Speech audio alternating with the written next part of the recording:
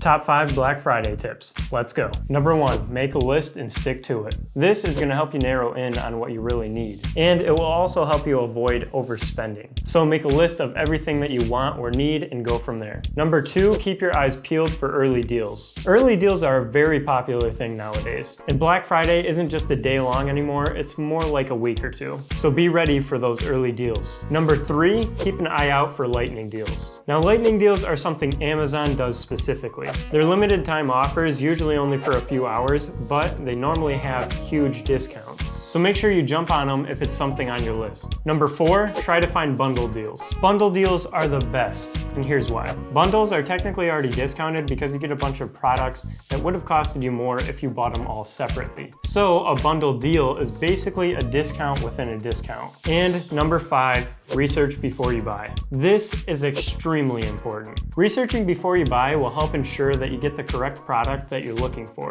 And a lot of the time, especially on Amazon, they'll put huge discounts on crappy off-brand products just to get rid of them. So please, do your research. Want to see more videos like this? Subscribe by clicking right here. Thanks for watching, and I'll see you later. Peace.